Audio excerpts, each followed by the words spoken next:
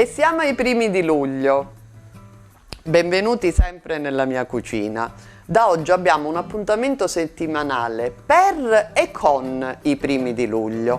Preparerò alcuni primi gustosi, spero, e che siano giusti per questa stagione, senza trascurare naturalmente il sapore, perché io non posso trascurarlo anche se siamo in piena estate. Chiameremo questa collezione, perché di una collezione di primi si tratta, poveri ma belli e speriamo anche buoni. Questo piatto, che ho chiamato pasta e patate a riganata, è un piatto che non ho ereditato da nonna, da mamma, da zia, dalla tradizione. Questa è una mia creatura che mi è anche molto simpatica, non ne vado orgogliosa, ma mi è simpatica. Ora, se vi garba, da oggi questo piatto sarà anche vostro. Lo prepariamo.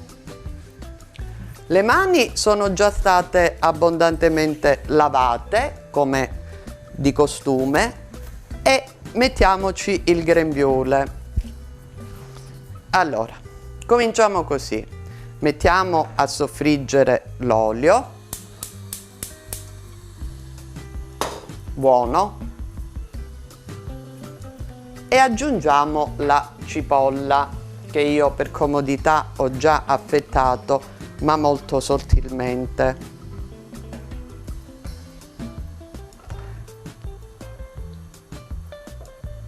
Ecco qua.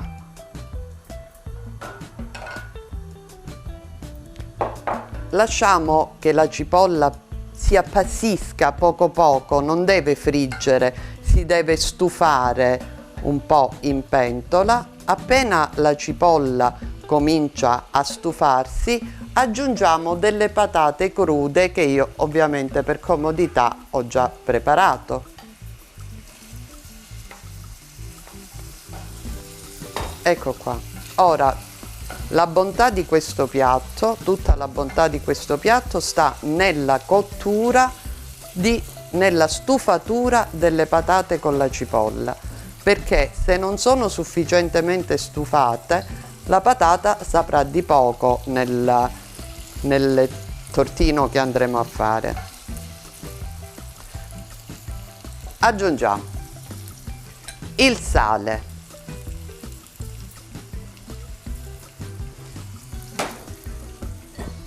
l'origano è abbondante perché questa è pasta arriganata, non dimentichiamolo mai, quindi aggiungiamo una quantità sufficiente di origano e il pepe nero. Qua non metto il peperoncino, questa è una pasta che vuole il pepe nero.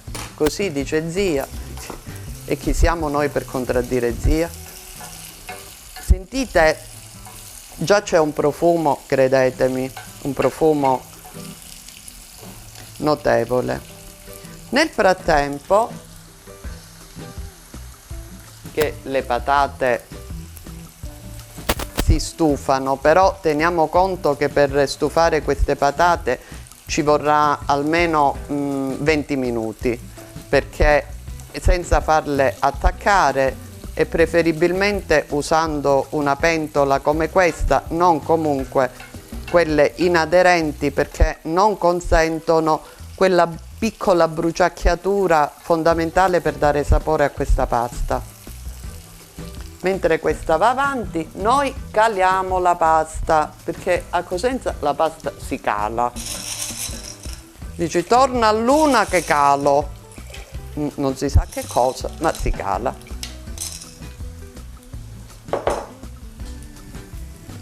Lasciamo cuocere la pasta, però la teniamo molto molto al dente. Io il sale l'avevo già messo nell'acqua quando stava per bollire.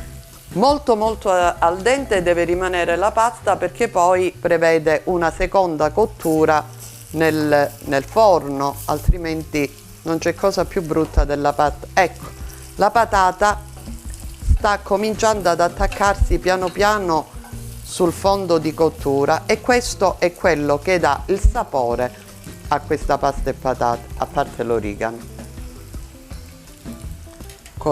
Scoliamo la pasta, ripetiamo molto molto al dente.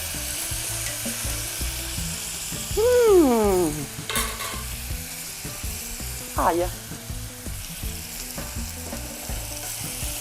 Ecco qua. Questa qualche minuto affinché tutto si leghi perfettamente, i sapori si leghino perfettamente, deve passare. A questo punto possiamo spegnere il fuoco e preparare la nostra pasta che andrà nel forno. Così. Ecco qua.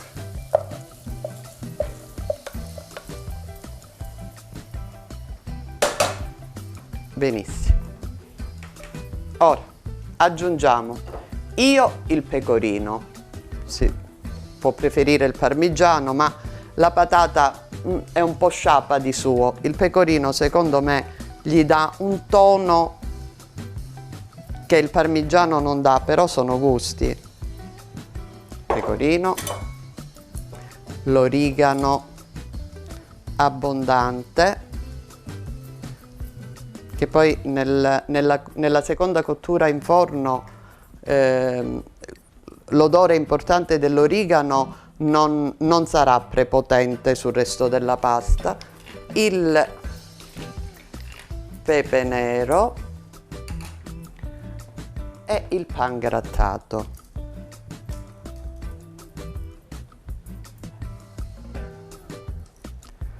Ora la inforniamo. La inforniamo, dovrà stare in forno almeno 40 minuti a 180, poi vi regolate a secondo del vostro forno, ma deve fare questa crosticina e poi la pasta in forno, nel forno ci deve stare, non bastano 10 minuti, non bastano 20, deve stare almeno 40 minuti perché è il forno che fa la pasta. Andiamo a metterla in forno e vedremo il risultato tra poco. Vedo che è arrivato uno dei miei commensali. Buongiorno. È arrivato uno dei miei commensali. Buongiorno. Che piacere ritrovarmi ancora una volta. Permettete che vi preparo presenti in questa magnifica cucina. il mio commensale già notissimo, ma insomma Giuseppe Spizzirri Marzi, cioè Peppino. Fan, anche qui, ve lo descrivo, fan della pasta e piselli, collezionista maniacale di mantelli, tutto pane e aplomb, come potete notare.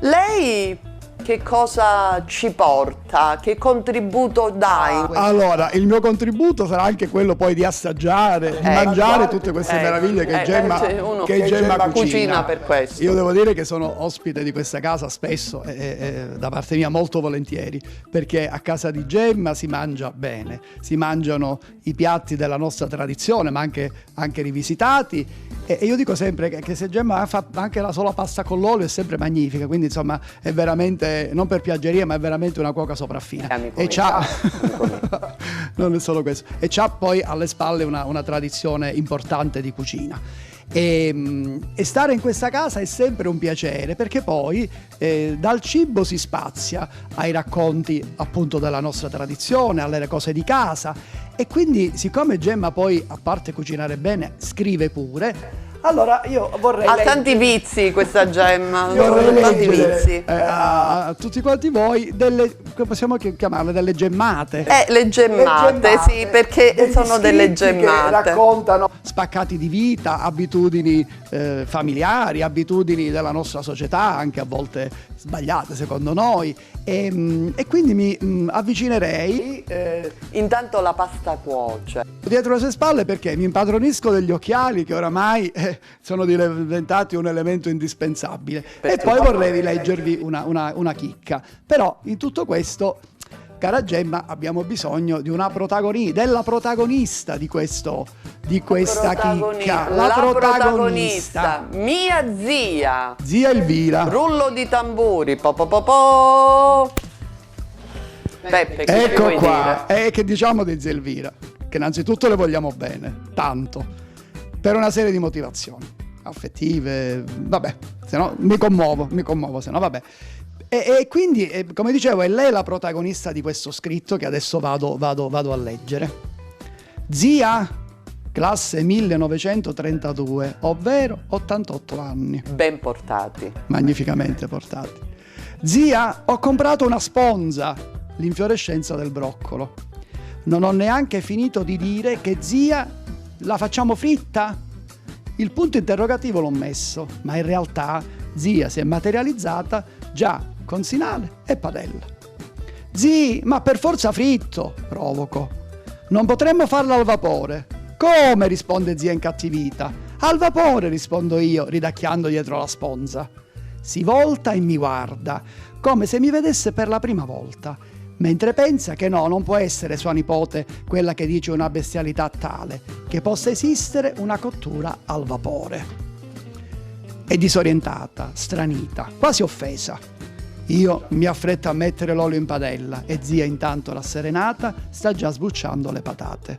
Facciamo quindi questa ricetta di casa con sponza e patate. Fritte, rigorosamente Tutto fritte. fritto, perché sennò zia s'offende. Mia zia. Grazie zia. E questo è anche uno spaccato di vita che si rifà ovviamente alle nostre tradizioni. Questa, la pasta con la sponza. E le lagane, per esempio, lagane e ceci. Oh, la lagana, come non parlare della lagana? Nella nostra ridente cittadina, che ha dato i Natali a chi vi parla, entrambi, abbiamo diciamo tre capisaldi dai quali non si può assolutamente, sui quali non si può discutere, e sono la Madonna del Pilerio, patrona della città, i lupi, squadra rossoblu di calcio, e la lagana, cioè Cosenza e questo. Un trittico, Oh no. come si dice, un trittico che individua la città. Che individua la città. La lagana non si discute, si ama. Noi, per ragioni diciamo così stagionali, questa volta non abbiamo preparato le lagane, ma sono nel nostro cuore. Le lagane sono nel nostro cuore. Sono come i collurielli, no? Si fanno a Natale, ma anche a Ferragosto sono fantastici. Certo, a Ferragosto a casa mia al mare c'è una signora vicina di casa che il 15 agosto fa i cugiurieggi, che io chiamo cugiurieggi e che spesso sento definire ciambelle, e allora lì mi arrabbio veramente, perché a ciambella te la mangi a casa tua. Noi parliamo di cugiurieggi. Ecco, con le patate.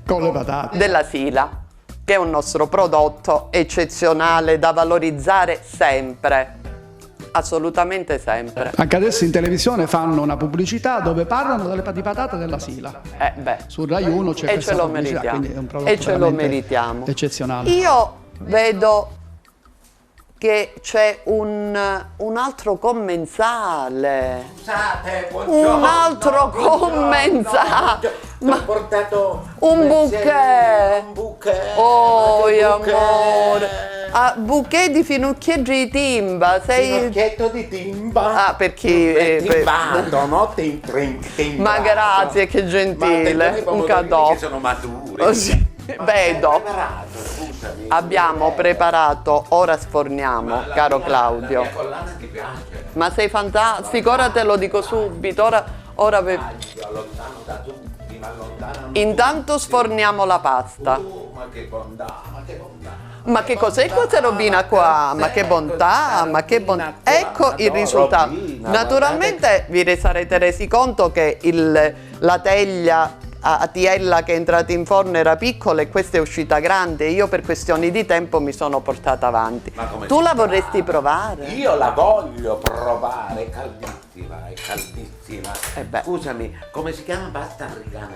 Si chiama pasta e patate arriganata, che non è la pasta e patate alla tiella come ho detto prima, È una pasta diversa questa, eh? È una pasta diversa. Però perché? fa sempre parte della confraternita della pasta e patate, della Ma quale io naturalmente, mi onoro di domina essere socia. l'origano, no? Assolutamente sì. Si chiama ricanante. Cioè, si mi aiuta a scisi Paola a procurarlo, che scherzi davvero. Scendendo si trova. Vuole favorire? Ma grazie, l'assaggio subito, madonna che bontà che... Tu sei bravissima comunque. Ah, Sapore. ce lo vuoi unico. descrivere? Guarda, Che cosa avverti? intanto avverto l'origano. Ecco. In primis. Ma non in modo prepotente, No, violento. assolutamente, Giusto. no, la violenza no. Non mi piace la violenza. No, siamo però con- poi c'è questa patata. Mi piace la cottura della pasta, perché di solito Croccantino. è croccantina, capito? benissimo. Molto croccantina. Senti, ma i tempi di questo piatto? I tempi di diciamo, questo piatto ci vorrà, diciamo, deve passare in forno la pasta e patate, quindi ci vogliono i 40 minuti. Per la preparazione altri 20, dai, un'oretta, un'ora e 10 e la pasta è pronta. È buona anche tiepida ed è la cosa importante, anzi uscendo dal forno bisogna farla riposare un attimo in maniera tale che si senta ancora di più il sapore e che si sentano tutti i sapori legati, mentre invece quando è bollente, come tutte le cose, perde un po' qualcuno degli ingredienti che è dentro. Oi manca la Poi pasta. manca la pasta. Senti, però tu sei molto legata alle tradizioni, no? Ai piatti Tantissimo. cosentini, calabresi in generale, no? Agli alimenti della nostra cultura, della mia Certo, cultura. certo, Cioè certo. noi siamo cresciuti, il nostro organismo conosce l'origano, conosce il prezzemolo, cipolla. conosce il basilico, conosce la menta. Ci sono tante altre spezie che le conosciamo. Naturalmente della Sila, no? La patata è della Sila. La patata è della Sila, mi raccomando. Senti, e allora Benissimo. io ti faccio una proposta perché è troppo buono. Fammi la Siccome sto proposta. andando al mare con Mi l'aglio, proponga. Mi tuffo con l'aglio, mi tuffagliata, diciamo, no? Mi E proponga. quindi io vorrei un pezzettino, non lo so, se è possibile. Ah, pezzata, pezzata, ma perché tutta la vita, ma tutta la vita. Il dottore Spizzirri Mare. L'altro commensale. Un Che altro se- commensale stupendo. Voi siete i miei due commensali, ognuno tiene i commensali che si merita. Bello mio. Sono capitati l'uno. Senti, Ma siccome noi siamo guarda. per la tradizione, no? Sì, poi il Ecco piatto qua. te lo porterò. Sì, Guarda, assolutamente. magari se mi serve, chissà, no? Attenzione all'aglio, vi lancio gli agli. Guardate, Ecco qua. Grazie. Grazie a voi per essere stato con noi. No, io me ne vado al mare. Ciao. Ti accompagno? Ma Come sì, si ma usa come nelle prego. prego, come si Grazie, usa nelle grazie. famiglie per bene. Benissimo. Noi vi salutiamo, speriamo di esservi stati utili. Buon appetito e un bacio da me e da Uffa naturalmente. Ciao!